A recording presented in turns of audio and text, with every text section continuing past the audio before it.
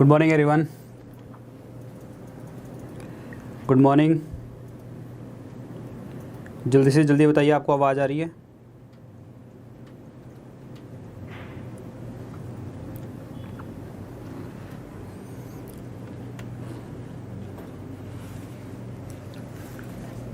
जी good morning.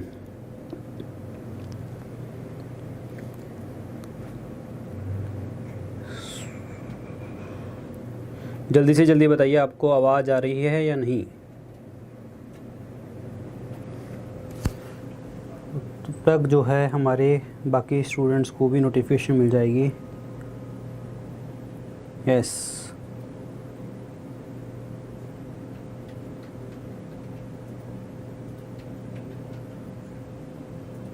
जी, good morning. तो चलिए जी, start करते हैं हमारे पॉलिटी का सेशन और डिस्कस करते हैं कुछ पॉलिटी के क्वेश्चन। इंपॉर्टेंट हैं, आपको एग्ज़ाम में आते हैं, देखने को मिलेंगे। जो भी आपके हाल फिलहाल में एग्ज़ाम होंगे उसमें भी आपको देखने को मिलेंगे। सो देखते हैं, आगे बढ़ते हैं। तो चलते हैं आगे बढ़ने से पहले आपको बता दूं, कई बार क्या होता है कि YouTube से नोटिफिकेशन नहीं मिलता आपको, तो आपको यहाँ पे मुझे अलग अलग डिफरेंट सोशल मीडिया के ऊपर जहाँ पे आपको अच्छा लगे फॉलो कर सकते हैं। लेकिन टेलीग्राम चैनल के ऊपर आपको फॉलो करना बहुत ज़रूरी है, क्योंकि यहाँ पे हर क्लास, लेक्चर, PDF वगैरह यहाँ पे शेयर किया जाता है। जो भी आपकी पेंडिंग PDFs थी वो आज मैं शेयर कर दूंगा। यहाँ पे कुछ भी पेंडिंग है, चाहे करंट अफेयर की पेंडिंग PDFs हैं, सब कुछ मैं यहाँ पे सेंड कर दूंगा हमारे टेलीग्राम चैनल के ऊपर, जो प्रीवियस कुछ पेंडिंग्स आपकी PDF हैं, ठीक है। बाकी नोटिफिकेशन आपको सब कुछ यहाँ से ही मिलता है। इंस्टाग्राम और फेसबुक के ऊपर भी आप मुझे फॉलो कर सकते हैं। आप मेरे 2 पेड कोर्सेज आते हैं। The one is the 10,000 MCQ course, जिसके अंदर हमने chapter wise, topic wise MCQ discuss किए हैं डिटेल में। यहाँ पे चैप्टर वाइज, टॉपिक वाइज के अलावा भी बहुत सारे MCQs previous year exam, SSC, railway, defence, state PCS के एग्जाम, UPSC के एग्जाम्स, मैंने उसके भी अलग से फोल्डर बनाए हैं। इसके अंदर ये परचेज कर सकते हैं आप लोग। और GS कोर्स जो है हमारा पूरा का पूरा जो है थियरी कोर्स है, बिल्कुल बेसिक टॉपिक वाइज चीज़ें इसके अंदर हमने स्टडी करी हैं। आप इन कोर्सेज़ को कहाँ से ले सकते हैं? 2 जगह से, या तो हमारी ऐप StudyIQ ऐप से, या वेबसाइट studyiq.com।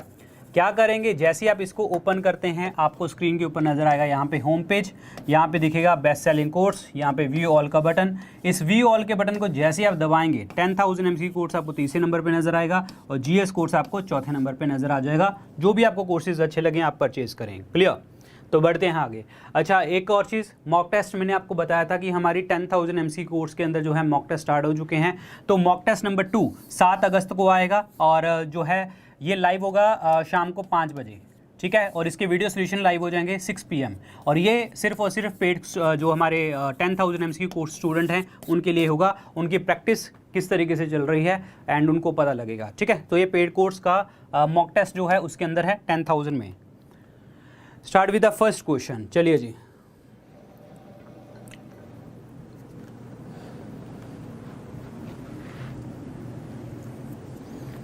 जी, फटाफट आंसर बताइए। Start with the first question.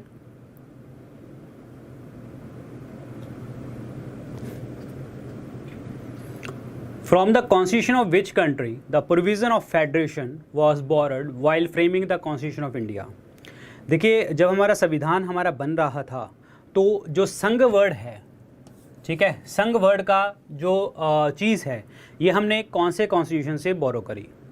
कौन से कॉन्स्टिट्यूशन से बोरो करी? ये फेडरेशन वर्ड कहाँ से बोरो किया हमने? देखिए, 2-3 चीज़ें आती हैं। एक आपसे पूछा जाता है कि अगर पूछा जाए federal structure of the constitution, federal structure ये वर्ड अगर आता, ठीक है, तो ये आता आपका गवर्नमेंट ऑफ इंडिया एक्ट 1935 में। अगर इन्होंने वर्ड डाला है फेडरेशन, और ये आपको याद होगा फेडरेशन विद स्ट्रॉन्ग सेंटर, ये वर्ड कहाँ पे लिखा गया है, कौन से संविधान से हमने लिया है? ये हमने लिया है कनाडा के कॉन्स्टिट्यूशन से। तो आंसर इसमें क्या बनेगा? थर्ड ऑप्शन बनेगा right answer. Federation with strong centre वो हमने लिया है थर्ड, यानी कि कनाडा से लिया है। अगर फेडरल स्ट्रक्चर की बात करता तो गवर्नमेंट ऑफ इंडिया एक्ट 1935 में। हमारा संविधान का 75% हिस्सा जो है, यानी कि 3/4 हिस्सा हमने कहाँ से लिया है? वो लिया है आपका गवर्नमेंट ऑफ इंडिया एक्ट 1935 से। Answer is C option. USA की अगर हम बात करते हैं तो यहाँ पे जुडिशियल रिव्यू का कॉन्सेप्ट, इंडिपेंडेंस ऑफ जुडिशरी का कॉन्सेप्ट, और जो है आपका जो यूएसए है से प्रेम्बल का कॉन्सेप्ट, रिटन कॉन्स्टिट्यूशन का कॉन्सेप्ट हमने यहाँ से लिया है। यूके के कॉन्स्टिट्यूशन से हमने क्या लिया है, सिंगल सिटीजनशिप का कॉन्सेप्ट, रूल ऑफ लॉ का, बाई कैमरल लेजिस्लेचर, ये सारे सिस्टम हमने यहाँ से लिए हैं। स्विट्ज़रलैंड तो नहीं आएगा, लेकिन स्विट्ज़रलैंड में एक होता है, आपको पता होना चाहिए, डायरेक्ट डेमोक्रेसी होती है। ये क्वेश्चन पेपर में बहुत बार आता है। प्रत्यक्ष लोकतंत्र, जिसमें लोग पार्टिसिपेट करते हैं, पॉलिसीज़ बनाने में, काम करने में, सब पार्टिसिपेशन चलती है। तो इस क्वेश्चन का आंसर क्या बनेगा, Canada is the correct answer, Canada. आज के जो क्वेश्चन है ना, ये पर्टिकुलर बेस्ड हैं आपके जो कॉन्स्टिट्यूशन बना था, असेंबली बनी थी, कैसे कॉन्स्टिट्यूशन बना है, मैंने उस पर्टिकुलर सेशन के क्वेश्चन लिए हैं, तो आपको मज़ा आएगा आपको करके क्वेश्चन। Yes,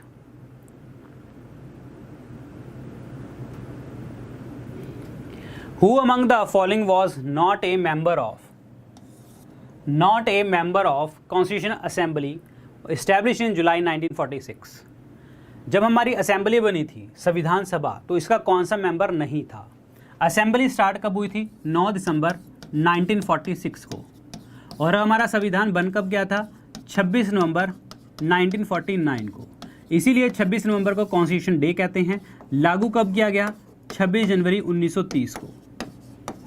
clear. क्वेश्चन ये बोल रहा है कि हमारी असेंबली के कितने में कौन सा मेंबर नहीं था। टोटल 389 मेंबर थे हमारे असेंबली के, जिसमें से Mahatma Gandhi was not the member of assembly. Mahatma Gandhi भी नहीं थे, मोहम्मद अली जिन्ना भी नहीं थे। क्लियर। जब देश आज़ाद हो रहा था तो महात्मा गांधी कहाँ पे थे, नौखाली डिस्ट्रिक्ट,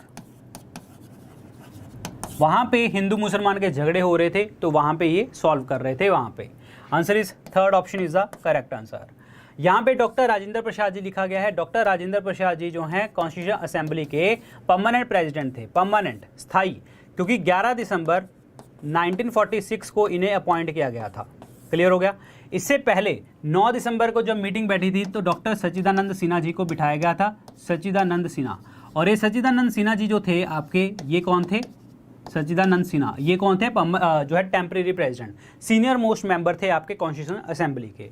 के.एम. मुंशी की बात करते हैं तो इन्होंने प्रेम्बल के लिए एक वर्ड यूज़ किया था, पॉलिटिकल हॉरोस्कोप ऑफ इंडिया, कि ये हमारे भारत का भविष्य है, political horoscope of India, preamble के लिए यूज़ किया था।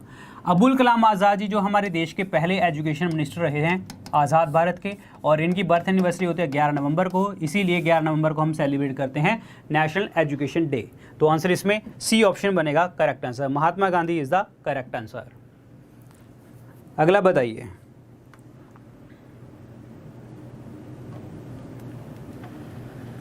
India is a Republic because, India जो है एक गणतंत्र राज्य है। क्यों है ये गणतंत्र राज्य, क्यों है रिपब्लिक? बिकॉज, क्योंकि जो हमारा हेड ऑफ द स्टेट है वो इलेक्टेड है, और हेड ऑफ द स्टेट कौन होता है, दैट इज़ आपके प्रेसिडेंट, और वो इलेक्टेड होते हैं एक परमानेंट टाइम के लिए, एक जो है आपके डेफिनेट पीरियड के लिए, जाने के 5 साल। वो अलग बात है, 2 बार 3 बार बन सकते हैं, लेकिन अदरवाइज आपका आंसर क्या बनेगा इसमें, सी ऑप्शन बनेगा। इसे ऐसे नहीं है कि इंडिया डेमोक्रेटिक कंट्री है, पार्लियामेंट्री डेमोक्रेसी है, ये पॉइंट्स ठीक है सही होंगे, लेकिन इंडिया रिपब्लिक इसीलिए है क्योंकि हमारा हेड ऑफ द स्टेट जो है वो इलेक्टेड है for the definite period. Clear. Answer इसमें क्या बनेगा, सी ऑप्शन। और मैंने आपको बताया था कि प्रेसिडेंट का इलेक्शन में कौन कौन लोग पार्टिसिपेट करते हैं, इलेक्टेड मेंबर, चुने हुए लोग, किसके, लोकसभा के, elected member of Rajya Sabha, elected member of state legislative assembly. इसमें काउंसिल पार्टिसिपेट नहीं करता, विधान परिषद पार्टिसिपेट नहीं करता। क्लियर, ये याद रखना, आंसर इसमें सी ऑप्शन बनेगा। चलिए जी अगला आंसर बताइए।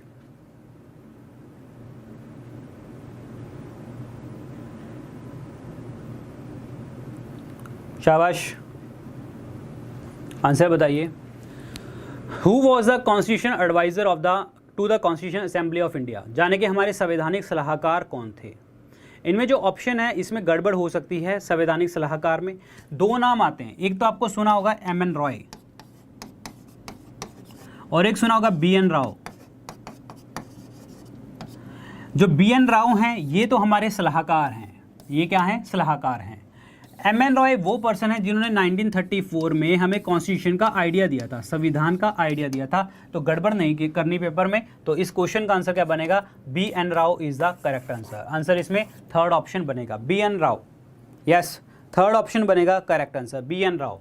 डॉक्टर राजेंद्र प्रसाद जी, मैंने आपको बता दिया, ये असेंबली के अंदर जो हमारी नेशनल फ्लैग की कमेटी थी, नेशनल फ्लैग की, उसके चेयरपर्सन कौन थे? डॉक्टर राजेंद्र प्रसाद। भीमराव अंबेडकर जी जो ड्राफ्टिंग कमेटी के चेयरपर्सन थे, ड्राफ्टिंग कमेटी के चेयरपर्सन थे, याद रखिए, इंपॉर्टेंट है। और फादर ऑफ इंडियन कॉन्स्टिट्यूशन भी कहा जाता है। के.एम. मुंशी, मैंने आपको बता ही दिया, पॉलिटिकल होरोस्कोप इन्होंने बोला था, प्रियम्बल को। आंसर इसमें थर्ड ऑप्शन बनेगा करेक्ट आंसर। अगला बताइए, ये अभी मैंने आपको जो है एक्सप्लेनेशन में समझाया था, which of the following countries has introduce the direct democracy. Democracy, लोकतंत्र वर्ड का मतलब होता है government to the people, by the people, for the people, जो अब्राहम लिंकन जी ने बोला था। डायरेक्ट वर्ड का मतलब यहाँ पे ये होता है कि यहाँ पे लोग सीधा पार्टिसिपेट करते हैं कानून बनाने में, सब चीज़ें। और ये किस में आती है? That is in the Switzerland. Answer इसमें फोर्थ ऑप्शन बनेगा correct answer. Yes, Switzerland is the correct answer, बिल्कुल सही। ठीक है जी। फोर्थ ऑप्शन डायरेक्ट डेमोक्रेसी, जिसमें लोग इनिशिएट करते हैं आपके जो है चीज़ें जी। क्लियर? आंसर इसमें फोर्थ ऑप्शन बनेगा correct answer. Who was the president of the republic of India who consistently describe India secularism as सर्वधर्म संभव। देखिए, जो हमारा धर्म निरपेक्षता है, ठीक है, secularism, what is the meaning of secularism? Secularism word का मतलब ये होता है कि हमारे देश में हमारे देश का कोई धर्म नहीं है, हमारे देश में जितने धर्म हैं हम उनकी रिस्पेक्ट करते हैं, ठीक है। ऑल रिलीजन्स आर इक्वल, सभी इक्वल हैं, सब समान हैं, कोई भी धर्म ऐसा नहीं कि सुपीरियर है, कोई भी धर्म ऐसा नहीं है कि जो इन्फीरियर है, सभी धर्मों की रिस्पेक्ट होती है, लेकिन कंट्री किसी धर्म को नहीं मानती, तो वो होता है सेकुलरिज्म। और इन्होंने बोला इसका कि सर्वधर्म संभव, मतलब सभी धर्म संभव हैं, सभी धर्म हैं हमारे देश के अंदर और वो चल रहे हैं, और सेकुलरिज्म है। और एक चीज़ मैं आपको बता दूं, सेकुलरिज्म वर्ड से 2-3 वर्ड आपको पेपर में पता होना चाहिए कि सेकुलरिज्म को basic structure of the constitution बोला गया था एस.आर. बोमाई केस के अंदर, जो 1995 में हुआ था। एक सेकुलरिज्म की अगर हम बात करते हैं तो इसको सोशलिस्ट, सेकुलर, इंटीग्रिटी, ये 3 वर्ड ऐड किए गए थे। कहाँ पे? प्रियम्बल में, 42nd अमेंडमेंट के अकॉर्डिंग, प्रस्तावना के अकॉर्डिंग 42nd अमेंडमेंट। तो यहाँ पे कौन सा जो है प्रेसिडेंट थे जिन्होंने बोला था सर्वधर्म संभव? जी जी जी जी जी, बिल्कुल सही, डॉक्टर सर्वपल्ली राधाकृष्णन जी। आंसर इसमें ए ऑप्शन बनेगा correct answer, doctor Sarvepalli Radhakrishnan ji.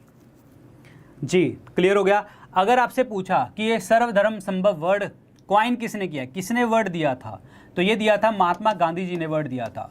और महात्मा गांधी जी ने सर्वधर्म संभव की बात करी थी हिंदू मुस्लिम यूनिटी के लिए, कि हमारे देश में हिंदू मुस्लिम यूनिटी है, उसके लिए ये वर्ड यूज़ किया गया था। आंसर इसमें 1 ऑप्शन बनेगा correct answer, doctor Sarvepalli Radhakrishnan ji.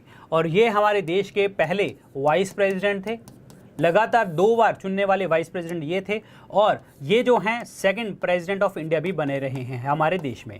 और इनकी बर्थ एनिवर्सरी होती है 5 सितंबर को, जिस दिन सेलिब्रेट किया जाता है national teachers day.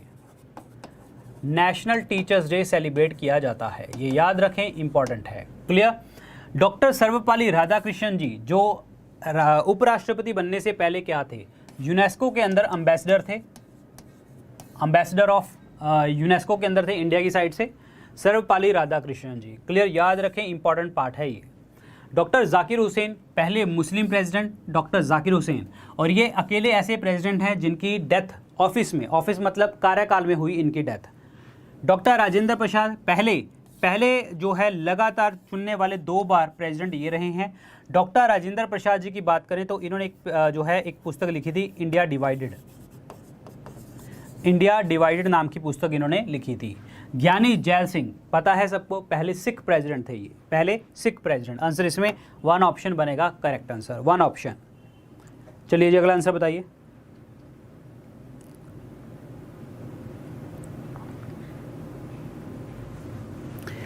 Which country have an unwritten constitution?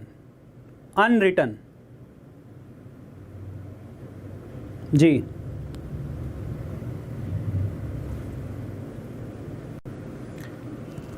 Unwritten constitution, unwritten constitution जो होते हैं वो अनकोडिफाइड कॉन्स्टिट्यूशन होते हैं।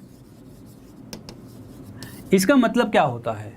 इसका मतलब ये होता है कि जैसे अगर हम बात करें अपने देश के अंदर बात करें, पहले राजा महाराजाओं के टाइम पे बहुत सारी चीज़ें चलती थी, ठीक है, वही चीज़ें अगर हमारे देश में अभी चल रही होती तो हम क्या कहते, मतलब चल रही होती है और हमारा संविधान ना होता तो हम कहते हैं कि अनरिटन कॉन्स्टिट्यूशन है, जो प्रथाएं चलती आ रही हैं वैसे ही चलता जा रहा है, तो that is called unwritten constitution. और बहुत सारे स्टैट्यूट बन जाते हैं, ठीक है, और बहुत सारी चीज़ें जो हैं जिसे हम कहते हैं कन्वेंशंस तरीके से, कस्टम तरीके से जो चलता आ रहा है वैसी वैसी चलता आ रहा है, तो डैट इज़ कॉल्ड आपका अनरिटन कॉन्स्टिट्यूशन। इनमें से कहाँ पे अनरिटन कॉन्स्टिट्यूशन है, ये क्वेश्चन है आपका। तो ये अनरिटन कॉन्स्टिट्यूशन जो है वो यूके के अंदर है। यूके के अंदर जो भी कस्टम कन्वेंशन के तरीके से चीज़ें चलती हैं तो वहाँ पे यूके में चल रही हैं, बाकी सभी जगह के ऊपर जो है रिटन कॉन्स्टिट्यूशन है। यूएसए जो है आपका पहला रिटन कॉन्स्टिट्यूशन था, ये याद रखना, यूएसए पहला रिटन कॉन्स्टिट्यूशन था पूरे वर्ल्ड का। आंसर इसमें सेकंड ऑप्शन बनेगा, correct answer UK is the right one. चलिए अगला बताइए, संविधान कब अडॉप्ट किया गया था? संविधान कब अडॉप्ट किया गया था जी? इनेक्टेड, अडॉप्टेड जी, कब किया गया था? Was adopted on. ये क्वेश्चन आप गलत कर सकते हैं, जानबूझ के ऐसे क्वेश्चन डाले हैं मैंने। The constitution of India was adopted on, कहाँ कब अडॉप्ट किया गया था संविधान?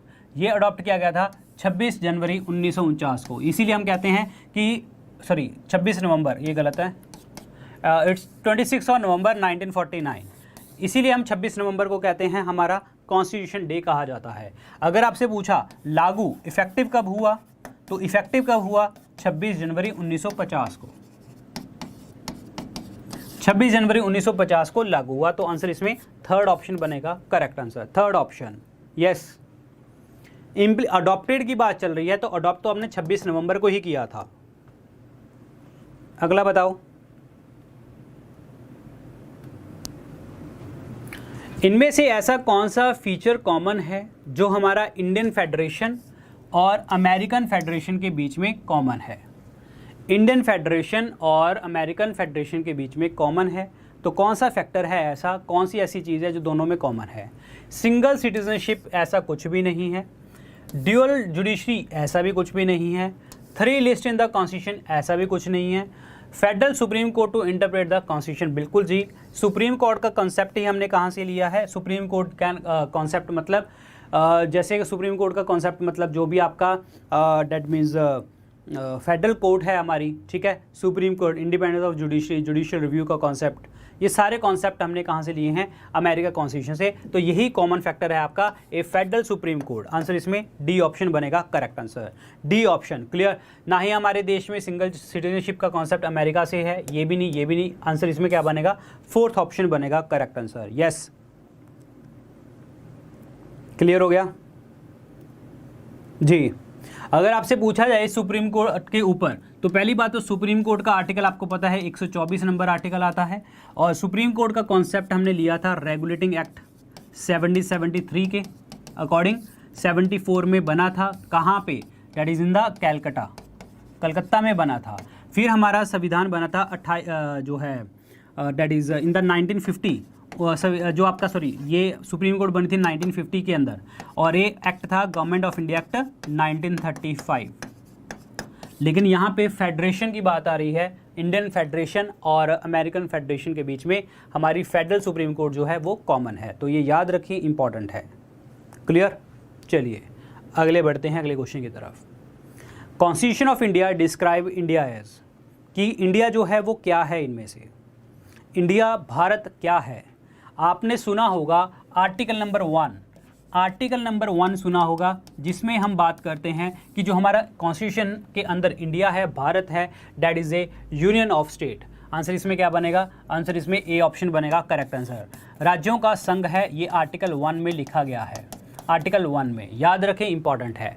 ये वर्ड भी ठीक है जी आपका, क्वासी फेडरल, यूनिटरी स्टेट, ये अलग चीज़ है कि कॉन्स्टिट्यूशन में क्या है, कैसी चीज़ें दी गई हैं। हमारा देश क्वासी फेडरल है। क्वासी फेडरल का मतलब क्या होता है? अर्धसंघीय। अर्धसंघीय का मतलब क्या हो गया? आधा जो है वो फेडरल है, आधा वो है यूनिटरी है। आधा फेडरल है और आधा यूनिटरी है, ये याद रखें, इंपॉर्टेंट है। क्लियर। फेडरल की अगर हम बात करते हैं तो जिसमें सेंटर, स्टेट और जो है लोकल गवर्नमेंट के पास जो है पावर डिवाइडेड होती हैं। यूनिटरी का मतलब ये होता है कि जब नेशनल इमरजेंसी लगती है तो सारी पावर किसके पास आ जाती हैं, सेंट्रल गवर्नमेंट के पास आ जाती हैं। तो आंसर इसमें क्या बनेगा आपका, 1 ऑप्शन बनेगा correct answer. Yes, it is A union of state, article number 1 के अंतर्गत लिखा गया है। Who among the following was the president of the Constitution Assembly of India? Bharat के संविधान सभा के अध्यक्ष इनमें से कौन से थे? ये सब हमने डिस्कस कर चुके हैं। That is doctor Rajendra Prasad, permanent president, और अगेन 11 दिसंबर को ये बैठे थे 1946 में। Answer is 1 option. आज़ाद भारत के पहले प्रेसिडेंट भी डॉक्टर राजेंद्र प्रसाद थे। मोहम्मद अली जिन्ना ने पार्टिसिपेट नहीं किया था असेंबली के अंदर। लाल बहादुर शास्त्री जो हैं ये हमारे दूसरे प्राइम मिनिस्टर रहे हैं, सेकंड प्राइम मिनिस्टर, जिन्होंने जय जवान जय किसान का नारा दिया था। इन्होंने ताशकंद एग्रीमेंट भी साइन किया था, जो आपका इंडिया और पाकिस्तान की जो लड़ाई बंद हुई थी 1966 में, और ताशकंद के अंदर हुआ था इंडिया पाकिस्तान, और बीच में इंटरमीडिएट बना था Russia. Russia was the intermediator. Clear. Jawaharlal Nehru ji की अगर हम बात करते हैं तो हमारे देश के आज़ाद भारत के प्रेसिडेंट थे, प्राइम मिनिस्टर थे। जवाहरलाल नेहरू जी की बात करते हैं तो ये यूनियन कॉन्स्टिट्यूशन कमेटी के प्रेसिडेंट थे, यूनियन कॉन्स्टिट्यूशन कमेटी। क्लियर, ये याद रखें, इंपॉर्टेंट है। तो आंसर इसमें 1 option, doctor Rajendra Prasad is the right one. अगला बताइए, a federal structure of India was put forward by, जो फेडरल स्ट्रक्चर की बात आई है वो कौन से संविधान कौन सी चीज़ के अंतर्गत लिखी गई है?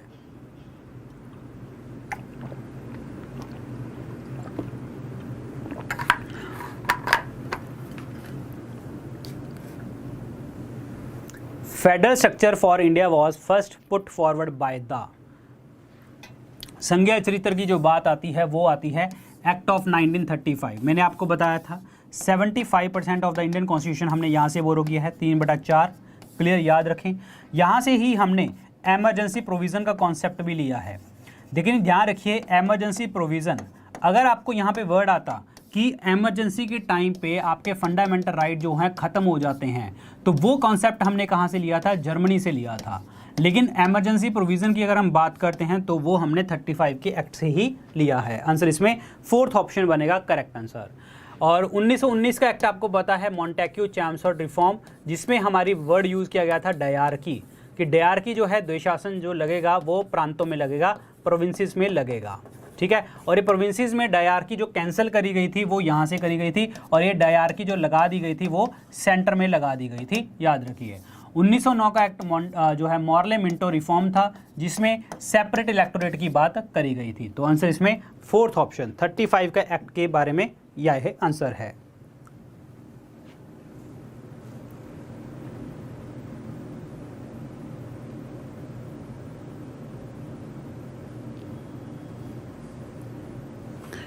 देखिए, मैं बातें नहीं करता, मैं आपको एक चीज़ बता दूं, ठीक है, मैं कभी भी क्लास में बातें नहीं करता, बहुत रेयर होता है कि मैं आपसे बातें करता हूं। सिर्फ इसीलिए क्योंकि बहुत बच्चे पढ़ने वाले होते हैं और मेरी क्लास में सिर्फ पढ़ने वाले बच्चे आते हैं, सबको पता है ये चीज़ें। मैं डिस्टर्ब खुद भी नहीं होना चाहता, ना ही मैं आपको करना चाहता हूँ। और जिसको जो लगता है कि थोड़ा सा फास्ट कीजिए या धीरे कीजिए, यार तुम बहुत तेज़ हो, ठीक है, सो तुम्हारे लिए बुक्स बहुत सारी हैं, वहाँ से तेजपन दिखाओ अपना, कोई दिक्कत वाली बात नहीं है। I am not inviting you कि आप आके अटैम्प्ट कीजिए यहाँ पे। आपको लगता है, अच्छे लगते हैं, नहीं लगते, वो आपके ऊपर है। चलिए, when was our national anthem first संग एंड वेयर? जल्दी से जल्दी बताइए। हमारा जो है नेशनल एंथम, पहली बार राष्ट्रगान जो है ये कहाँ पे किया गया था? यस, राष्ट्रगान कौन सा है पता है आपको? राष्ट्रगान कौन सा है? यस, बिल्कुल सही, 27 दिसंबर 1911 कैलकाटा के अंदर। आंसर इसमें डी ऑप्शन बनेगा। और नेशनल एंथम जो है ये पहली बार कलकत्ता सेशन 1911 में किया गया था। यस, क्लियर, रविंद्रनाथ टैगोर जी ने लिखा था इसको, बिल्कुल सही, बंगाली के अंदर। आंसर इसमें 4th ऑप्शन बनेगा करेक्ट आंसर, बिल्कुल सही है जी। सारे आंसर सही दे रहे हैं, सभी बच्चे आंसर सही दे रहे हैं, बिल्कुल सही, डी ऑप्शन बनेगा करेक्ट आंसर, 27 दिसंबर।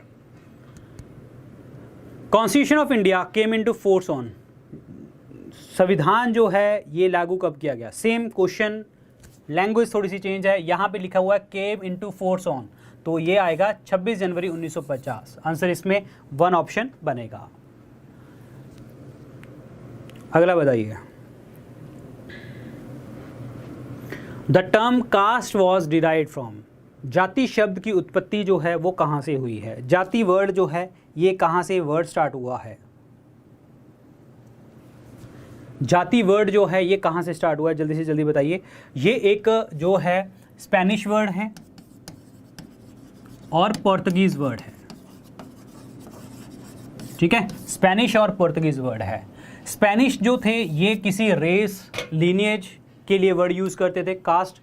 फिर जो प्रॉपर तरीके से कास्ट वर्ड यूज़ हुआ था वो यूज़ हुआ था पोर्तुगीज के टाइम पे। तो इस क्वेश्चन का आंसर क्या बनेगा आपका? यस, बिल्कुल सही। तो ये बनेगा जी आपका 1 ऑप्शन, पोर्तुगीज के टाइम पे ये यूज़ हुआ था। आंसर इसमें ए ऑप्शन बनेगा। हमारे देश में पहली बार आने वाले कौन थे? पोर्तुगीज से, यूरोपियन पोर्तुगीज आए थे। 1498 कौन आया था? डैट वॉज जो है वास्को डी गामा। कहाँ पे पहुंचा था? कैलिकट, केरल। और ये उस टाइम पे राजा कौन था वहाँ पे? ज़ैमोरिन, ठीक है। केप ऑफ गुड होप वाले रास्ते से आए थे। और जब हमने सबसे एंड में देश में जब आज़ाद हुए तो देश में सबसे एंड में जाने वाले यूरोपियन कौन थे? वो भी पोर्तुगीज़ थे। 1961 में हमने गोवा आज़ाद करवाया था इनसे, गोवा आज़ाद करवाया था 1961 में इनसे। और ऑपरेशन का नाम था ऑपरेशन विजय, ऑपरेशन विजय। क्लियर। जर्मनी कॉन्स्टिट्यूशन से मैंने अभी आपको बताया था, हमने एक वर्ड लिया है डैट वाज जो फंडामेंटल राइट ख़त्म हो जाते हैं आपके, ख़त्म हो जाता है जब एमरजेंसी लगी होती है। इंग्लिश ईस्ट इंडिया कंपनी हमारे देश में 1600 में आई थी और उस टाइम पे रूल चल रहा था अकबर का, याद रखें। तो आंसर इसमें 1 option Portuguese is the correct answer.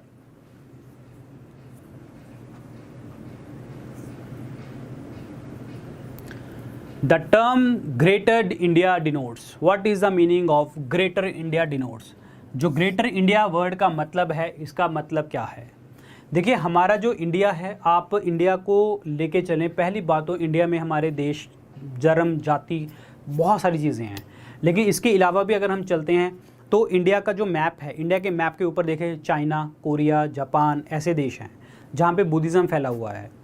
इधर आ जाओ पाकिस्तान, मुस्लिम धर्म, ठीक है, प्रॉपर तरीके से।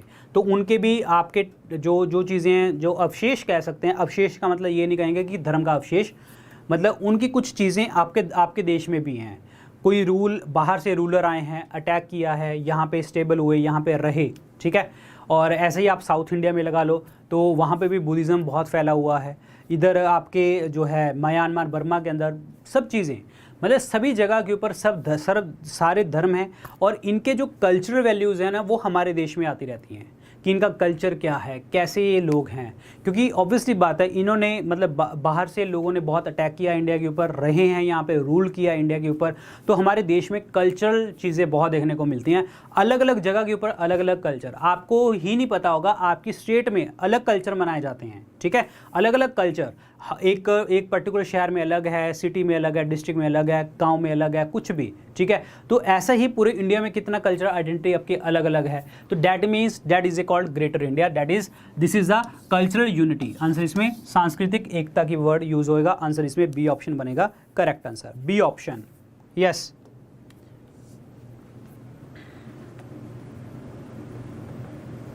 The two forms of democracy are, दो लोकतंत्र के दो रूप हैं, इनमें से कौन सा है?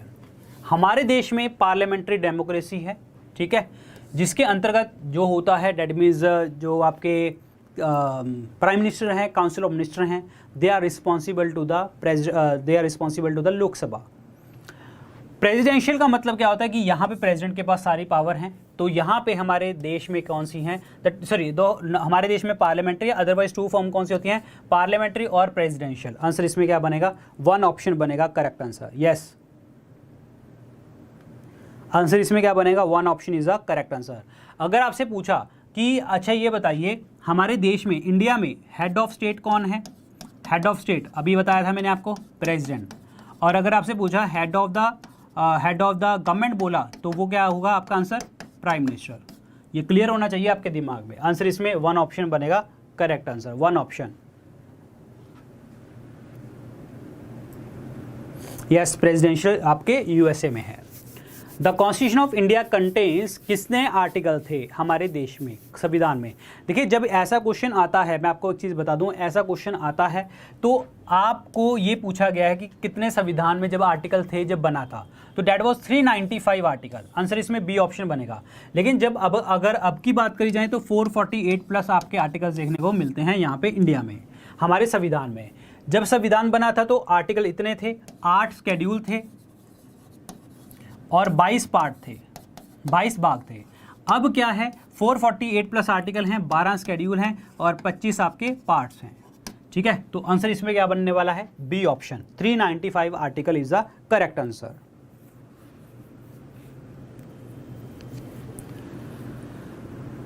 विच was described by Bhimrao Ambedkar as the heart and the soul of Indian constitution? किस चीज़ को भीमराव अंबेडकर जी ने बोला था heart and the soul of Indian constitution? ये बोला था right to constitutional remedies. Answer इसमें सी ऑप्शन बनेगा करेक्ट आंसर। संवैधानिक उपचारों के अधिकार को ये आर्टिकल 32 में लिखा गया है और इसमें लिखी गई हैं रिट्स। अगर आपके फंडामेंटल राइट वायलेट हो जाते हैं, छीन लिए जाते हैं, तो आप रिट फाइल कर सकते हैं। और रिट हमारी 5 हैं और रिट वर्ड हमने कहाँ से लिया है? ब्रिटेन कॉन्स्टिट्यूशन से लिया है। और फंडामेंटल राइट का कॉन्सेप्ट हमने कहाँ से लिया है? यूएसए से। ये याद रखना इंपॉर्टेंट है। और यहाँ पे राइट टू इक्वलिटी की बात करते हैं तो 14 से लेके 18 नंबर आर्टिकल तक हैं। राइट अगेंस्ट एक्सप्लॉयटेशन की बात करें तो 23 से 24 नंबर आर्टिकल है। फ्रीडम ऑफ रिलीजन की बात करें तो 25 से 28 नंबर आर्टिकल आता है। 29-30 की बात करते हैं तो ये हमारा कल्चरल और एजुकेशन राइट्स हैं। और उसके बाद हैं आपका 19 से 22 जो है आपका राइट टू फ्रीडम। तो आंसर इसमें थर्ड ऑप्शन बनेगा correct answer. Doctor Bhimrao Ambedkar as the heart and the soul of Indian constitution. एक चीज़ आपको और बता दूं, अगर पेपर में वर्ड आता है सोल ऑफ इंडियन कॉन्स्टिट्यूशन, अकेला soul of the Indian constitution, तो वो है आपका प्रियम्बल, प्रस्तावना। आप मुझे कमेंट सेक्शन में लिख के बता सकते हैं कि soul of the Indian constitution preamble है, ये किसने बोला था, किस व्यक्ति ने बोला था, किस पर्सन ने बोला था कि सोल ऑफ इंडियन कॉन्स्टिट्यूशन आपका प्रियम्बल है? जल्दी से जल्दी बताइए कमेंट सेक्शन में लिख के। अगला बताइए, सिंगल सिटीजनशिप का कॉन्सेप्ट हमने कहाँ से बोरो किया है? तो ये हमने बोरो किया है इंग्लैंड से। और रूल ऑफ लॉ का कॉन्सेप्ट हमने यहाँ से बोरो किया, rule of law, writ word का। ठीक है, ये सारे वर्ड हमने यहाँ से लिए हैं यूके कॉन्स्टिट्यूशन से। यूएसए से हमने लिया है fundamental right, judicial review, independence of judiciary और वगैरह वगैरह। और फ्रांस से हमने लिया है इक्वालिटी, लिबर्टी और फ्रेटर्निटी का कॉन्सेप्ट। इक्वालिटी, लिबर्टी, फ्रेटर्निटी जो है फ्रेंच रेवोल्यूशन का पार्ट थे। 1789 में फ्रेंच रेवोल्यूशन हुआ था। कनाडा से हमने बात करी थी फेडरेशन विद स्ट्रॉन्ग सेंटर, हमने यहाँ से लिया है। आंसर इसमें 1 ऑप्शन बनेगा correct answer. England is the right one, England. Question क्या कहता है? According to the article 169, 169 number article के according, who has the right to constitute the state legislative council? देखिए जी, पहली बात तो विधान परिषद जो होती है, जिसे हम स्टेट लेजिस्लेटिव काउंसिल कहते हैं, ये हमारा परमानेंट हाउस है। ठीक है, परमानेंट हाउस है ये, आपका कभी भी भंग नहीं किया जा सकता। इसको हम डिसॉल्व भी नहीं कर सकते, भंग नहीं किया जा सकता, परमानेंट हाउस है। लेकिन हम इसको अबॉलिश भी कर सकते हैं, मतलब इस हाउस को ख़त्म भी कर सकते हैं, और इसको हम क्रिएट भी कर सकते हैं, बना भी सकते हैं। समझ आया आप लोगों को? अब क्या होता है कि इसको ख़त्म करना, बनाना, सारा कुछ जो है वो पार्लियामेंट के हाथ में है, संसद के हाथ में होता है। पार्लियामेंट क्या करती है? पहले ये बिल पास होता है आपका असेंबली से, पार्लियामेंट के पास तो बाद में जाता है। जिस राज्य में ये बनानी है या खत्म करनी है, उस राज्य की जो विधानसभा है आपकी, जिसे हम कहते हैं स्टेट लेजिस्लेटिव असेंबली, वहां से बिल पास होता है स्पेशल मेजोरिटी, यानी कि 2/3 सदस्यों से पास होता है बिल। ये पास होकर बिल जाता है पार्लियामेंट में, और पार्लियामेंट में सिंपल मेजोरिटी यानी कि साधारण बहुमत से ये बिल पास होता है। 50% + 1 से ये बिल पास होता है वहां पे। तो ये जो मेजोरिटी चाहिए होती है आपको, ये मेजोरिटी जो आपको चाहिए होगी, ये चाहिए होती है 169 के अकॉर्डिंग स्टेट लेजिस्लेटिव काउंसिल के अंतर्गत। This is very important part, clear? तो यहाँ पे जो पावर है वो किसके पास है? पार्लियामेंट, संसद के पास आपको देखने को मिलती है। आंसर इसमें क्या बनेगा? 1 ऑप्शन बनेगा करेक्ट आंसर। अब जो विधान परिषद होती है, इसके अंदर जो लोग होते हैं वो कहां से आते हैं? ये देखिए जी, जो ग्रेजुएट्स, 3 साल के जो ग्रेजुएट्स होते हैं उसमें 1/12 मेंबर वो होते हैं, और टीचर्स जो होते हैं आपके, वो होते हैं आपके 1/12 मेंबर होते हैं। लोकल अथॉरिटी से आते हैं आपके जो है 1/3 आते हैं, और जो असेंबली के मेंबर चुनते हैं वो 1/3 चुनते हैं। जो रिमेनिंग रह गए वो गवर्नर चुनता है, और गवर्नर जो चुनता है 1/6 लोग जो है चुनता है। समझ आया? हमारे इंडिया में जो विधान परिषद है वो कर्नाटक में है अभी, ठीक है, तेलंगाना में है, आंध्र प्रदेश में है, महाराष्ट्र में है, बिहार में है और यूपी में है। तो ये 6 राज्यों के अंतर्गत जो है हमारे देश में लेजिस्लेटिव काउंसिल देखने को मिलती है। याद रखिए, इंपॉर्टेंट है। अगला आंसर बताइए, अगला आंसर बताइए जी, क्या कहता है? यस जी, क्वेश्चन देखिए जी, क्या कहता है? A person shall be disqualified for being elected as a member of parliament if. ये क्वेश्चन जो है ये लेवल का क्वेश्चन है, स्टेट पीसीएस यूपीएससी लेवल का क्वेश्चन है। रीजन कुछ लोगों ने आपने पढ़ रखा होगा एक, ठीक है, कुछ लोगों ने स्टेटमेंट्स पढ़ी होंगी, 1-2 पढ़ी होंगी, कई लोगों ने तीनों नहीं पढ़ी होंगी। देखिए डिस्क्वालीफाई हम कैसे कर सकते हैं। पहली बात तो मेंबर ऑफ पार्लियामेंट को डिस्क्वालीफाई किया जा सकता है अंडर आर्टिकल 102 के अकॉर्डिंग। एक तो रिगार्डिंग क्वालिफिकेशन, क्वालिफिकेशन में क्या होता है कि भाई वो इतनी एज का होना चाहिए, मतलब इंसॉल्वेंट नहीं होना चाहिए, और जो हाउस ऑफ प्रॉफिट नहीं होना चाहिए, ऑफिस ऑफ प्रॉफिट नहीं होना चाहिए, वगैरह वगैरह चीज़ें। ऑप्शन पढ़ के फिर आपको पता लगेगा। एक तो ये होता है, और अगर ये क्वालिफिकेशन मैच नहीं करती, अगर उसकी क्वालिफिकेशन मैच नहीं करती तो उसको हटा दिया जाता है। और हटाता कौन है? प्रेसिडेंट। कंसल्ट किसके साथ? इलेक्शन कमीशन ऑफ इंडिया के साथ कंसल्ट करके उसको हटा देते हैं। दूसरा डिस्क्वालिफिकेशन होता है जो आपका एंटी डिफेक्शन लॉ के अकॉर्डिंग, एंटी डिफेक्शन लॉ के अकॉर्डिंग जो है उसको हम बदल सकते हैं, एंटी डिफेक्शन लॉ के अकॉर्डिंग, ठीक है। पार्टी बदल ली, जीत के किसी ने पार्टी बदल दी, तो that is called anti defection law, जो आपका 10th शेड्यूल में लिखा गया है, 10वें शेड्यूल में। और 52 अमेंडमेंट हुई थी, 52nd अमेंडमेंट एक्ट 1985 के अकॉर्डिंग हम इसको हटा सकते हैं। और कौन हटाएगा? दैट इज जो भी चेयरमैन होगा रिस्पेक्टिव हाउस का। अगर लोकसभा की बात करते हैं तो स्पीकर ऑफ द लोकसभा इसको हटा देंगे। और अगेन उधर जो वाइस चेयरमैन है, चेयरमैन कौन है? राज्यसभा का वाइस प्रेसिडेंट, तो वो हटा देगा। अब बात यहाँ पे क्या करते हैं कि डिस्क्वालीफाई करना है, तो कैसे डिस्क्वालीफाई होगा, क्या कंडीशंस हैं? If he hold any office of profit under the union और द स्टेट गवर्नमेंट, बिल्कुल सही है। अगर उसके पास ऑफिस ऑफ प्रॉफिट है उसको हटाया जा सकता है, बिल्कुल पॉइंट सही है। He is an undischarged solvent, बिल्कुल सही है ये पॉइंट। अगर वो दिवालिया है, बिल्कुल सही है। He must not be A director और मैनेजिंग एजेंट और nor hold any office of profit in A corporation in which government has at least 20% share, ये भी आपका पॉइंट बिल्कुल सही है। अब आप लोगों ने 2 तो पढ़े होते हैं, ये तीसरा वाला पॉइंट है ना, ये तीसरे वाला पॉइंट जो आता है ये आता है representation of people act, representation of people act 1951 में आता है। इसके अंतर्गत भी हम जो है मेंबर ऑफ पार्लियामेंट नहीं बन सकते, उसको मतलब डिस्क्वालीफाई कर दिया जाता है। ये भी पॉइंट आपका बिल्कुल सही है, मतलब सारे के सारे पॉइंट सही हैं। आपके आंसर इसमें क्या बनेगा? 1 2 3 is the correct answer, 1 2 3 is the right one. Yes, समझ आया जी। ये जो ऊपर वाला पॉइंट, जो तीसरा पॉइंट है ना, ये आपने सुना नहीं होगा, ये रिप्रेजेंटेशन ऑफ पीपल एक्ट के अंतर्गत आता है ये। यस, 51 वाले के अंतर्गत आता है, ठीक है। तो ये इस तरीके के क्वेश्चन हमने टेस्ट में डाले हैं। चलते हैं आगे, तो ए ऑप्शन बनेगा जी इसका correct answer, A option. Office of profit, disqualify under law, not a citizen, insolvent, unsound mind, ये आपकी कंडीशंस होती हैं। अगला बताइए, इनमें से कौन सी अनुसूची है जहां पे आपकी स्पेशल पावर्स हैं ट्राइबल एरियाज की, north eastern states of Assam, Meghalaya, Tripura, Mizoram, कौन सी अनुसूची में ये पावर्स दी गई हैं? कौन सा स्केड्यूल है ये? तो ये होता है आपका 6ठा स्केड्यूल। आंसर इसमें डी ऑप्शन बनेगा करेक्ट आंसर, डी ऑप्शन। जब हमारा संविधान बना था तो 8 थे, और अब कितने हैं? टोटल 12 स्केड्यूल हैं। और एक कौन कौन से हैं?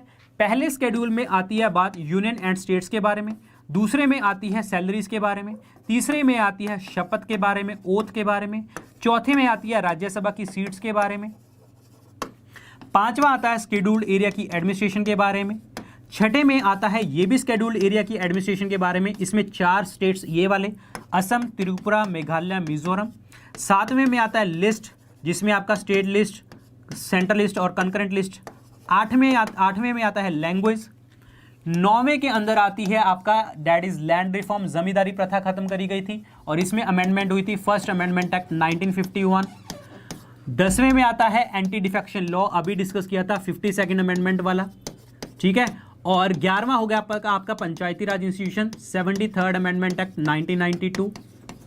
12वां स्केड्यूल जो होता है ये 74th अमेंडमेंट एक्ट 1992 म्युनिसिपैलिटी के लिए, ठीक है। तो ये सारे के सारे 12 ऐसे अमेंडमेंट्स स्केड्यूल्स आपको पता होने चाहिए। तो इस क्वेश्चन का जो आंसर बनेगा वो बनेगा छठा, डी ऑप्शन बनेगा करेक्ट आंसर, डी ऑप्शन। ये जो मैंने आपको बताया सेम टू सेम वही लिखे गए हैं। अगला बताइए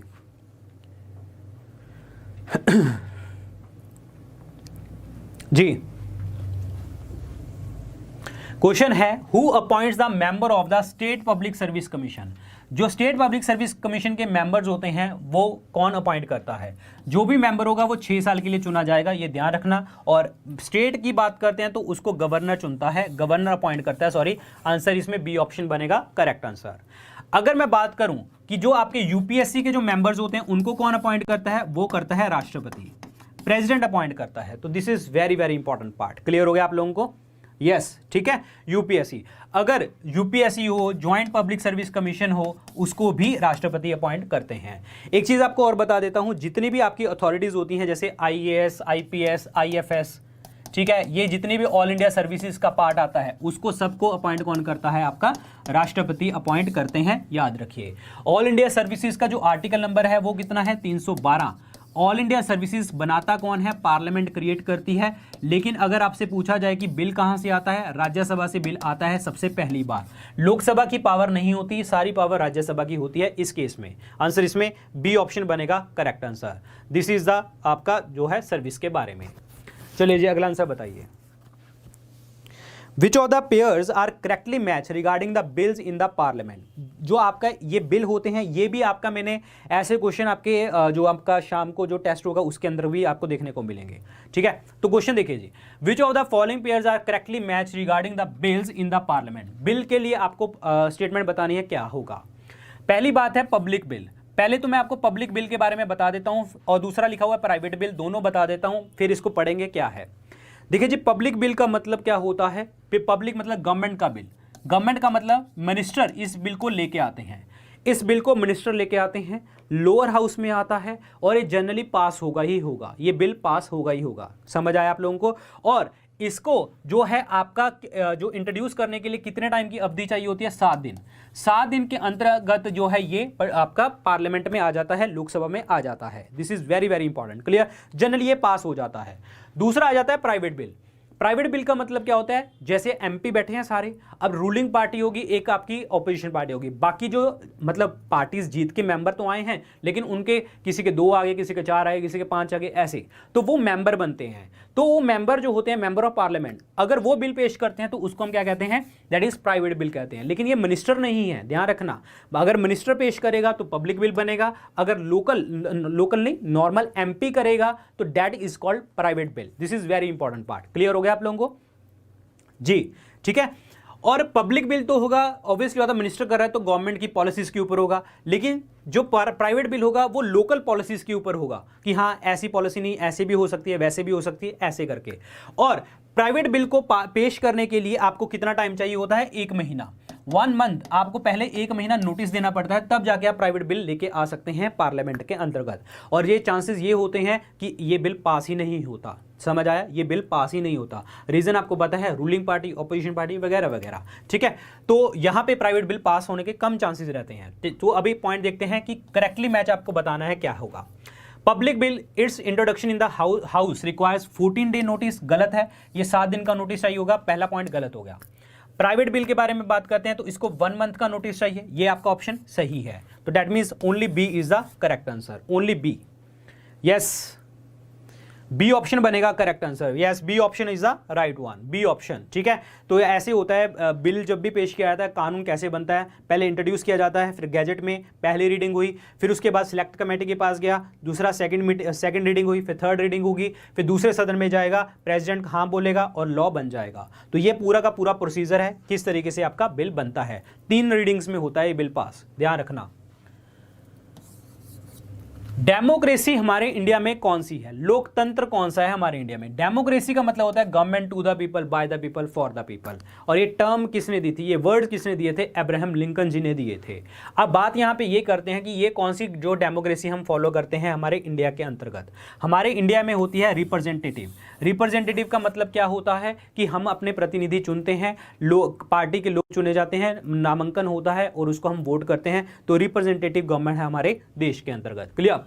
डायरेक्ट का मतलब क्या होता है, डायरेक्ट डेमोक्रेसी का मतलब है जिसमें लोग पार्टिसिपेट करते हैं बिल वगैरह बनाने में, कानून वगैरह बनाने में, स्विट्जरलैंड वगैरह के अंदर देखने को मिलती है। प्रेसिडेंशियल में क्या होता है कि president is the head of the state, head of the मतलब government is the head of the government is the जो है प्रेसिडेंशियल में head of the government is president. Dictatorship आपको पता है कि मैं ही रूल हूं, मैं ही रूल करूंगा, मैं ही मतलब मैंने चलाना है, जो मैंने बोल दिया वो कानून है, तो दैट इज कॉल्ड डिक्टेटरशिप। समझ आया आप लोगों को जी। तो आंसर इसमें representative government is the correct answer. Super important question है, ध्यान से पढ़िए इस क्वेश्चन को, ठीक है। मैं साइड पे इसीलिए हट रहा हूं क्योंकि क्वेश्चन बहुत बड़ा है, आराम से पढ़िए इस क्वेश्चन को। इनमें से कौन सा ऐसा स्टेटमेंट जो है आपका करेक्ट है, जो आपका लोकसभा की कंपोजिशन के ऊपर बात करता है, लोकसभा की कंपोजिशन के ऊपर बात करता है। So this is super important part, ठीक है, ध्यान से समझिए। 42nd अमेंडमेंट एक्ट 1976 जब 42वां संशोधन हुआ था तो उसने बोला कि जो भी लोकसभा की सीटें हैं वो आपकी फ्रीज कर दी गई, कब तक, 1971 के सेंसस के अकॉर्डिंग। ये आपका बिल्कुल पॉइंट सही है। 42nd अमेंडमेंट में हमने जो सीट्स को फ्रीज कर दिया 71 के सेंसस के अकॉर्डिंग किया। दूसरा, दिस वाज अगेन फ्रोजन, दोबारा से फिर फ्रीज किया गया इसको कि सीटें नहीं बढ़ेंगी। 84th अमेंडमेंट एक्ट 2001 के अंदर, ये भी पॉइंट सही है। 25 सालों के लिए, ये भी पॉइंट सही है। 2026 तक इसको फ्रीज कर दिया कि हम 2026 तक सीटें नहीं बढ़ाएंगे।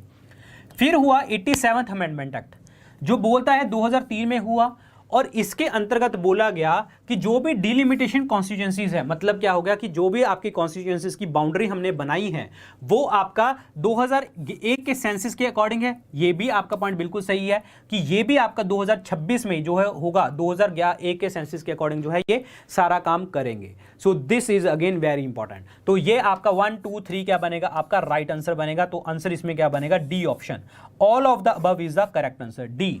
तीनों के तीनों स्टेटमेंट आपके बिल्कुल करेक्ट हैं।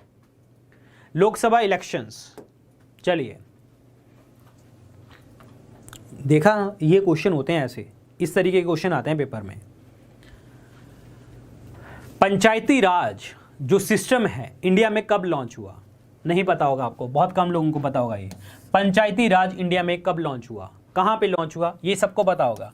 नागौर डिस्ट्रिक्ट राजस्थान में, कहां पे, 2 अक्टूबर 1959, that is Rajasthan Nagaur district. और 1959 में ही पूरी स्टेट कहां पे, आंध्र प्रदेश में। तो पहले राजस्थान, दूसरा आंध्र प्रदेश में लॉन्च किया गया पंचायती राज। आंसर इसमें डी ऑप्शन बनेगा।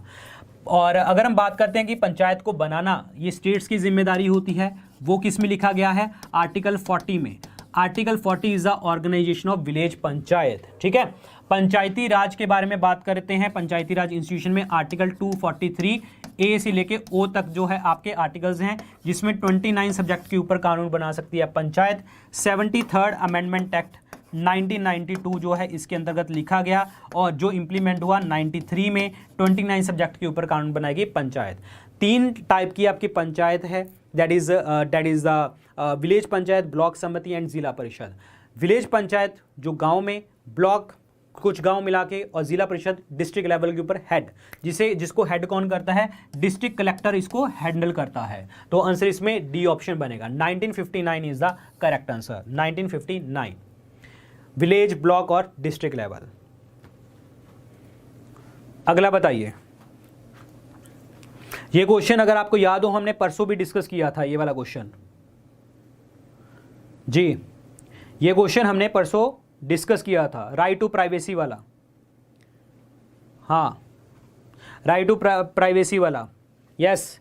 पुट्टा स्वामी वर्सेस यूनियन ऑफ इंडिया का केस हुआ था, जो उसके अंतर्गत आया था ये, कि जो आपका राइट टू प्राइवेसी है वो क्या है। पुट्टा स्वामी, मैंने आपको उसमें भी बताया था, आपको केस का नाम क्या था, पुट्टा स्वामी वर्सेस स्टेट ऑफ इंडिया। तो यहाँ पे बोलता है राइट टू प्राइवेसी जो है फंडामेंटल राइट है, और ये राइट टू लाइफ और पर्सनल लिबर्टी का पार्ट बनता है। ये कौन से आर्टिकल में लिखा गया है? ये राइट टू लाइफ वाला आर्टिकल में, that is right to article 21 के अंतर्गत आता है। आंसर इसमें बी ऑप्शन बनेगा। यहाँ पे 70 नंबर आता है प्रिवेंशन ऑफ अनटचेबिलिटी, कि हम छुआछूत का जो है बहिष्कार करेंगे और अनटचेबिलिटी का। और अनटचेबिलिटी एक्ट जो था वो था 1955 का, जो बाद में that is civil right act बन गया था। Protection of civil right act 1976 का रूप ले लिया था इसने। आर्टिकल 19 की बात करते हैं तो यहाँ पे फ्रीडम ऑफ स्पीच एक्सप्रेशन की बात आती है। 40 में आती है विलेज पंचायत को बनाना स्टेट्स की जिम्मेदारी है। तो आंसर इसमें B option article 21 is the correct answer, article 21। Again अगला क्वेश्चन बताइए, एक बिल को मनी बिल कौन कहता है? एक बिल को मनी बिल कहने की पावर किसके पास होती है? That is the speaker of Lok Sabha के पास पावर होती है। आंसर इसमें ए ऑप्शन बनेगा। देखिए जी, पहली बात तो मनी बिल का आर्टिकल है 110 नंबर आर्टिकल है। मनी बिल हमेशा लोकसभा में आता है, 14 दिन के अंदर अंदर पास करना जरूरी होता है। प्रेसिडेंट की परमिशन से लोकसभा में आएगा, स्पीकर इसको बताएगा कि मनी बिल है या नहीं है, ठीक है। उसके बाद मनी बिल के केस के अंदर जो है लिखा क्या होता है? जो भी सैलरीज होते हैं उनके बारे में, कोई आपने जो है टैक्स लगाया है, बढ़ाया है, घटाया है, वो लिखा होगा। आपने पेंशन्स के बारे में और लोन्स के बारे में, इंटरेस्ट के बारे में, जहाँ आपका कंसोलिडेटेड फंड ऑफ इंडिया से पैसा निकालना है उसके बारे में सब कुछ मनी बिल में लिखा होगा। तो आंसर इसमें क्या बनेगा? 1 ऑप्शन बनेगा। मनी बिल के केस में राज्यसभा के पास कोई पावर नहीं है। राज्यसभा अगर कुछ बदलाव करता है तो लोकसभा की मर्जी होती है माने या ना माने। दूसरा पॉइंट ये भी आता है कि लोकसभा कि अगर राज्यसभा बिल पास मतलब अपने पास रख के बैठ जाए तो 14 दिन के अंदर अंदर पास करना जरूरी होता है। तो राज्यसभा की बात माने ना माने कुछ फायदा मतलब नहीं होता। आंसर इसमें 1 ऑप्शन बनेगा correct answer. Clear? So money bill in the article 110। इसके अलावा 2 फाइनेंस बिल होते हैं आपका, फाइनेंस बिल कैटेगरी ए और कैटेगरी बी। कैटेगरी ए वाला जो होता है, जो आपका जो है बिल जिसके अंदर हम टैक्सेशन की बात करते हैं, एक्सपेंडिचर की बात करते हैं, और ये भी आपका लोकसभा में आएगा, राष्ट्रपति की परमिशन से आएगा, और ये इसको ऑर्डिनरी बिल की तरह पास किया जाता है। राज्यसभा इसको बदल सकती है, रिजेक्ट भी कर सकती है, और इसी के लिए जो है इसके अंतर्गत जो है आपकी ज्वाइंट सीटिंग का भी प्रावधान दिया गया है। और कैटेगरी बी फाइनेंस बिल के बारे में बात करें तो ये जो है आपका लोकसभा और राज्यसभा के पास इक्वल पावर होती हैं, और इसमें जो इंट्रोड्यूस किया जाता है किसी भी सदन में हम इसको इंट्रोड्यूस कर लेते हैं। ये भी finance bill, this is again important. अगला बताइए,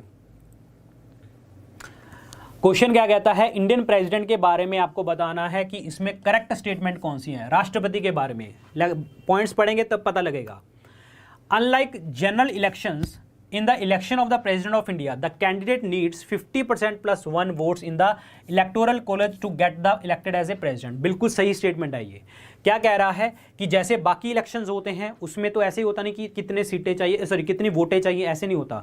जिसके पास ज़्यादा वोट आ गई वो जीत जाता है। लेकिन प्रेसिडेंट के केस में क्या होता है, जितनी वोटें होंगी उसका 50% प्लस 1 वोट उसके पास आनी चाहिए, तब जाके वो जीता बोला जाएगा। ये आपका पॉइंट बिल्कुल सही है, 50% प्लस 1 वोटें आनी चाहिए। दूसरा पॉइंट देखते हैं, कोई भी डाउट हो, डिस्प्यूट हो रिगार्डिंग कोई भी, जब हम इलेक्शन ऑफ प्रेसिडेंट करते हैं उसमें कोई डाउट हो, डिस्प्यूट हो, तो ये डिसाइड कौन करता है? इलेक्शन कमीशन, उसका डिसीजन फाइनल होता है। ये पॉइंट गलत है। कोई भी डिस्प्यूट पड़ता है वो इलेक्शन कमीशन ना करके कौन करता है? सुप्रीम कोर्ट अंडर आर्टिकल 71 के अंदर जो है वो सही करता है। तो दूसरा स्टेटमेंट भी आपका गलत हो गया।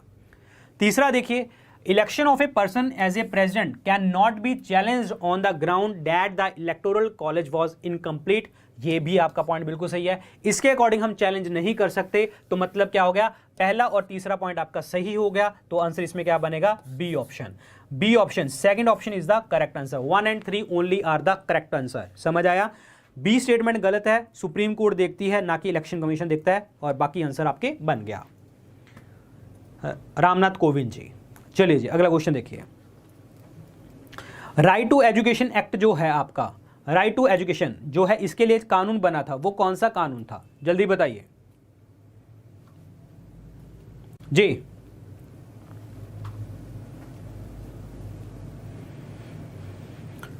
Right to education, right to education का जो एक्ट था वो था 86 अमेंडमेंट एक्ट 2002, और ये हमारा फंडामेंटल राइट है, right to education under article 21A। 11वीं फंडामेंटल ड्यूटी है हमारी, और directive principle of state policy में आता है अंडर आर्टिकल 45 में। और एजुकेशन जो है कंकरेंट लिस्ट में आता है, कंकरेंट लिस्ट में आता है, समवर्ती सूची में आता है। इसके ऊपर स्टेट और सेंटर दोनों कानून बना सकते हैं। पहले इसको स्टेट लिस्ट में डाला गया था, अब इसको हमने कंकरेंट लिस्ट में डाला है। और कौन सी अमेंडमेंट के अकॉर्डिंग? 42nd अमेंडमेंट एक्ट 1976 के अकॉर्डिंग इसको बदला गया था। तो आंसर इसमें क्या बनेगा जी? 1 ऑप्शन बनेगा। यहां पे लिखा हुआ है 97th अमेंडमेंट एक्ट, इसके अकॉर्डिंग हम कोऑपरेटिव सोसाइटीज बना सकते हैं, कोऑपरेटिव सोसाइटीज बना सकते हैं। तो this is important one, clear. Cooperative society यहां पे हम बना सकते हैं, this is very important. Constitution status मिला था, ठीक है, क्योंकि अंडर आर्टिकल 19 भी हम कहते हैं कि कोऑपरेटिव सोसाइटीज बनाने का हमारा अधिकार है। और आर्टिकल 43B के अंदर भी हम कहते हैं, देखिए 19 नंबर आर्टिकल के भी अंदर कहते हैं, 43B के अंदर भी हम कहते हैं कि हम कोऑपरेटिव सोसाइटी बना सकते हैं। 24th अमेंडमेंट एक्ट 1971, इसके अंतर्गत क्या बोलते हैं कि जब भी कोई कॉन्स्टिट्यूशन अमेंडमेंट बिल का कोई भी कानून आएगा, बिल आएगा, तो आपका राष्ट्रपति उसके लिए मतलब हाँ करेगा ही करेगा उसको। मतलब कहने का मतलब ये है कि जब राष्ट्रपति के पास पहुंच गया वो बिल, उसको साइन करना ही पड़ेगा कॉन्स्टिट्यूशन अमेंडमेंट बिल के ऊपर। तो ये आपका 24 अमेंडमेंट एक्ट के अकॉर्डिंग हुआ था, ठीक है। और उसके बाद जो है आपका 24 अमेंडमेंट एक्ट के अकॉर्डिंग ही बोला गया था कि जो पार्लियामेंट है वो संविधान का कोई भी हिस्सा, फंडामेंटल राइट और कोई भी जो है चीजें, किसी को चीज को भी अमेंड कर सकती है, ये बोला गया था 24th अमेंडमेंट एक्ट के अकॉर्डिंग ही, क्लियर। और इवन आपका आर्टिकल 13 भी और 368 भी, जुडिशियल रिव्यू का भी और 368 का भी को है अमेंड कर सकती है bye amending article 13 and 368। 52nd amendment act मैंने आपको बताया था, एंटी डिफेक्शन लॉ अभी डिस्कस किया था हमने, और 10th शेड्यूल के अंतर्गत आता है, 10वीं अनुसूची। तो आंसर इसमें क्या बनेगा जी? आपका A option, 86 amendment act is the correct answer, right to education. अगला बताओ, all India services are created by, जो अखिल भारतीय सेवाएं हैं ये क्रिएट कौन करता है, किसके द्वारा बनाई जाती हैं, ये किसके द्वारा बनाई जाती हैं ऑल इंडिया सर्विसेज? मैंने आपको बताया था अभी, दैट इज 312 के अंतर्गत आता है। ऑल इंडिया सर्विसेज में 3 है, IAS, IPS और IFS, ये 3 आती हैं ऑल इंडिया सर्विसेज में। और इसका बिल होता है राज्यसभा से स्टार्ट और बनाता कौन है? Parliament. That means the parliament on A resolution of the council of state. Answer इसमें क्या बनेगा? सी, राज्यों की परिषद में के एक प्रस्ताव द्वारा संसद पास करती है, बिल्कुल आंसर इसमें सी ऑप्शन बनेगा करेक्ट आंसर, क्योंकि काउंसिल ऑफ स्टेट का मतलब क्या होता है? राज्यसभा, याद रखिए, ठीक है। Who is the father of all India services? That is Rajya Sabha. Father of all India services Vallabh भाई पटेल। पूछा फादर ऑफ सिविल सर्विसेज, तो आपसे पूछा जाएगा Lord Cornwallis is the correct answer, Lord Cornwallis, याद रखिए। आंसर इसमें सी ऑप्शन बनेगा correct answer, C option, all India services, IAS, IPS and IFS। जी अगला बताइए, अमेरिकन इंडिपेंडेंस का जो डिक्लेरेशन है उसका ड्राफ्ट किसने तैयार किया था? उसका ड्राफ्ट किसने तैयार किया था? यस बिल्कुल, ड्राफ्ट किसने तैयार किया था? जल्दी से जल्दी बताइए।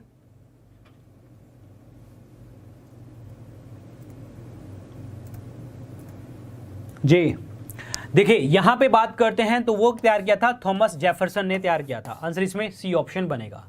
George Washington commander in chief थे जब अमेरिका आज़ाद हुआ था।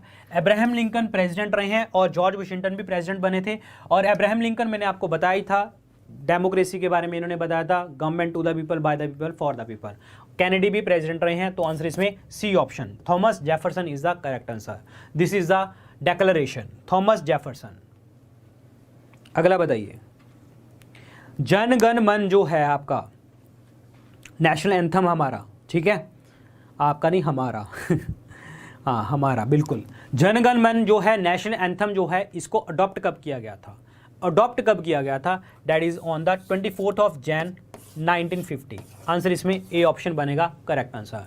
24 ऑफ जैन 1950 के अंतर्गत जो है इसको अडॉप्ट किया गया था। बिल्कुल सही पॉइंट है ये, समझ आया जी आपको। 24 जनवरी 1950 संविधान लागू कब हुआ था? 26 जनवरी को लागू हुआ था, जब हमने पहला जो है सेलिब्रेट किया था रिपब्लिक डे, याद रखिए।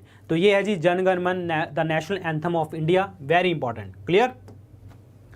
अगला बताइए, ये सेम क्वेश्चन आपका यूपीएससी में देखने को आपको मिला था, यूपीएससी 2013 और 14 के एग्जाम में। बड़ा सिंपल सा क्वेश्चन है ये, पेपर में आपको लगता है कि इतना सिंपल क्वेश्चन आ सकता है और इतने सिंपल में आप गलत कर देते हैं। फर्स्ट चैप्टर जो है आपका कब होता है? जॉर्जियन ग्रेगोरियन कैलेंडर के अकॉर्डिंग, क्लियर, ग्रेगोरियन कैलेंडर के अकॉर्डिंग पहला चैत्र कब होता है, ये होता है 21 मार्च को, 21 मार्च को। लेकिन जिस साल लीप ईयर होता है तो उस दिन होता है 22 मार्च को। तो यहाँ पे क्या है, 21 मार्च तो है ही नहीं है, अदरवाइज 21 मार्च को होता है, लेकिन जिस साल लीप ईयर होता है तो उस दिन 22 मार्च को सॉरी वैसे 22 मार्च को होता है, अदरवाइज लीप ईयर के अकॉर्डिंग आपका 21 ऑफ मार्च को हम कहते हैं। तो आंसर इसमें क्या बनेगा, 1 ऑप्शन बनेगा, 22 March is the correct answer. First Chaitra that is 22 March, clear, याद रखें ग्रेगोरियन कैलेंडर के अकॉर्डिंग। राज्यसभा का एक्स ऑफिशियो चेयरमैन कौन होता है, ये सबको पता है जी, कौन, वाइस प्रेसिडेंट, दैट इज उपराष्ट्रपति। उपराष्ट्रपति का जो चुनाव होता है वो कौन करता है, all the member of parliament.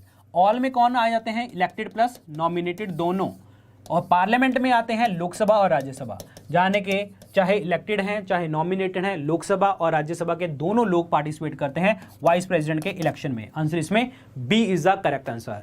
Rajya Sabha को हम काउंसिल ऑफ स्टेट भी कहते हैं, सुपर इंपॉर्टेंट पार्ट, क्लियर, याद रखें।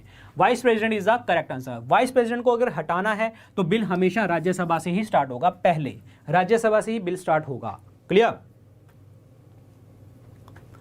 अगला बताइए, इनमें से basic structure of the constitution जो है वो कौन सा आता है। मैंने आपको बताया था केशव नंदा भारती केस हुआ था, केशव नंदा भारती केस, केशव नंदा भारती केस में जो है आपका जो है 1973 में हुआ था, जिसमें basic structure of the Indian constitution की बात करी गई थी, लेकिन हमारा basic structure of the constitution संविधान में नहीं लिखा गया।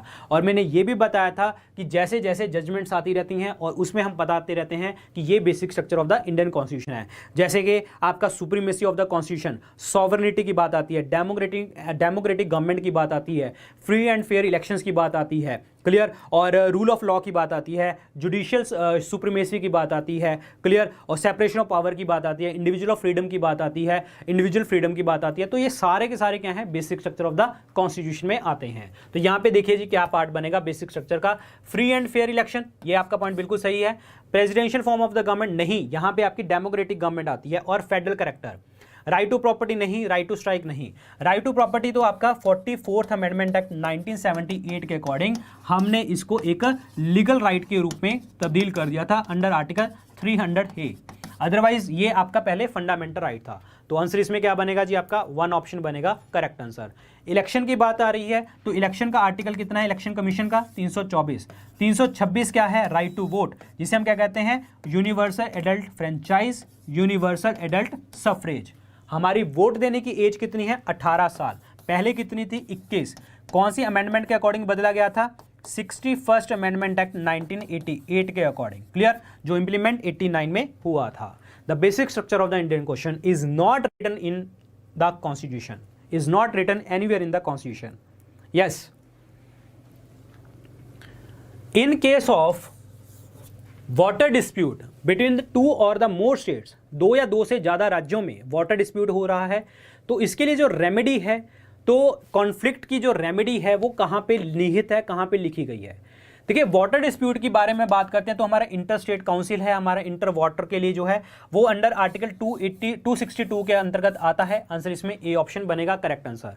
इसमें कंफ्यूज मत हो जाना, आर्टिकल 131 में, आर्टिकल 131 जो होता है वो होता है ओरिजिनल यूरिसडिक्शन, प्रारंभिक क्षेत्राधिकार, ठीक है, जिसके अंतर्गत आता है कि सुप्रीम कोर्ट क्या करती है, केसेस को हैंडल करती है। सेंटर और स्टेट में कोई झगड़ा हो गया, स्टेट और स्टेट में कोई झगड़ा हो गया, वो हैंडल करती है सुप्रीम कोर्ट। लेकिन वाटर डिस्प्यूट इज बिल्कुल ही अलग है। वाटर डिस्प्यूट में आर्टिकल 262 के अकॉर्डिंग आता है, 131 में आपका आता है ओरिजिनल जुरिस्डिक्शन के अकॉर्डिंग। Super important, clear. और इसमें सेंटर स्टेट और स्टेट के झगड़े यहाँ पे हम सॉल्व करते हैं ओरिजिनल जुरिस्डिक्शन में। दैट मीन्स ये हमारे federal character of the constitution को बना के रखती है, ओरिजिनल जुरिस्डिक्शन, इंपॉर्टेंट।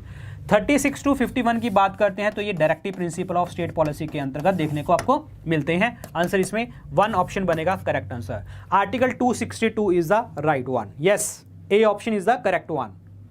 करें आगे, चलिए ये देखिए जी, इंटर स्टेट वाटर डिस्प्यूट आपके पड़े हैं। रावी और ब्यास का पंजाब, हरियाणा और राजस्थान में, नर्मदा रिवर का MP, गुजरात, महाराष्ट्र, राजस्थान में, कृष्णा रिवर का महाराष्ट्र, आंध्र, कर्नाटक में, पेरियार तमिलनाडु और केरल में, गोदावरी महाराष्ट्र, आंध्र, कर्नाटक, MP में, और एक इंपॉर्टेंट है कावेरी रिवर डिस्प्यूट भी आता है पेपर में। कावेरी रिवर डिस्प्यूट किस में पड़ता है आपका, दैट इज कर्नाटक में, केरल में, तमिलनाडु में और पुडुचेरी में। ये मेन आता है पेपर में, बाकी पूछने को कुछ भी पूछ सकता है। ये जो आपके रिवर डिस्प्यूट है इनमें से कोई भी पूछ सकता है, लेकिन कावेरी इज द मेन जो पेपर में मैक्सिमम टाइम देखने को मिलता है। चलिए जी अगला क्वेश्चन बताइए जी।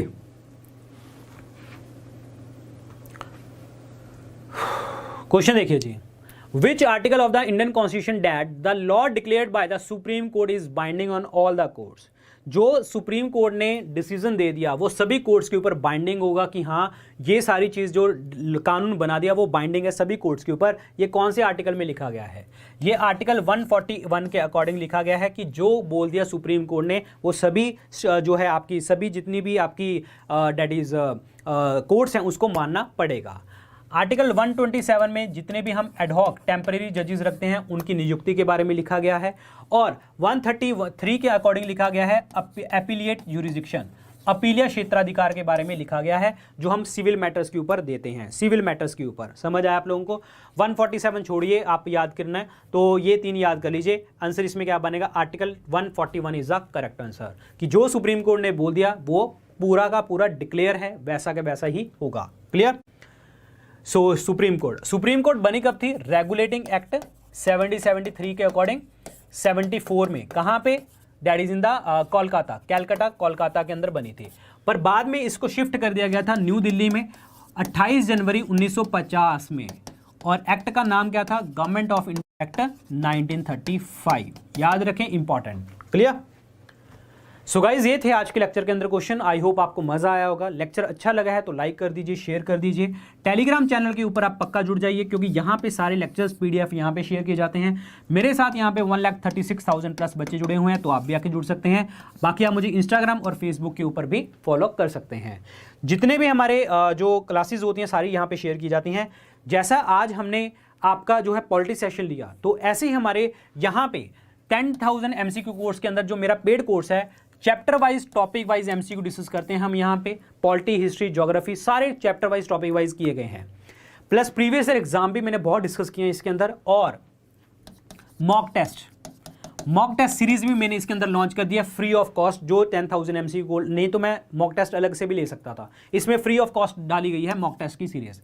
और आज इसका पहला टेस्ट होगा 4 बजे या 5 बजे लाइव हो जाएगा, जब मैं उसके अंदर टेलीग्राम के अंदर आपको लिंक डाल दूंगा कि हाँ भाई ऑन हो गया। ठीक है, सिर्फ पेड वाले बच्चे ही देख पाएंगे वो।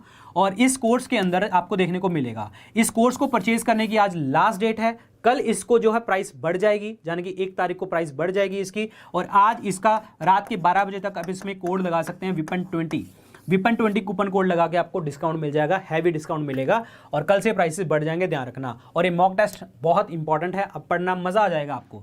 GS कोर्स जो है हमारा पूरा का पूरा जो है थियरी कोर्स है, बिल्कुल बेसिक टॉपिक वाइज इसमें हमने स्टडी करी है। अब आप इन कोर्सेज को कहाँ से ले सकते हैं? 2 जगह से, या तो स्टडी IQ ऐप से ले सकते हैं आप लोग, या हमारी वेबसाइट studiiq.com। ठीक है, जैसे ही आप इसको ओपन करेंगे आपको स्क्रीन के ऊपर नजर आएगा होम पेज, यहाँ पे दिखेगा best selling course, view all का बटन। इस व्यू ऑल के बटन को जैसे आप दबाएंगे 10,000 MCQ कोर्स आपको 3रे नंबर पे दिखेगा, और GS कोर्स आपको 4थे नंबर पे दिखेगा। जो भी आपको कोर्स अच्छा लगे आप परचेज करें, प्रेपरेशन को आगे बढ़ाएं। तो आज रात 12 बजे तक इसका जो टाइम पीरियड है, तो फटाफट अपना कोर्स परचेज कर सकते हैं, प्रेपरेशन को आगे बढ़ा सकते हैं। So thank you so much guys, all the very best. कल मिलेंगे, कल तो संडे है, कल छुट्टी होगी। कल रिवाइज करना, जो मॉक टेस्ट आपका होगा उसको देखना कि कहाँ पे गलतियाँ आई हैं आप लोगों की। ठीक है, सो बाकी फिर मंडे मिलते हैं। So thank you so much, good luck guys, take care, bye bye, जय हिंद।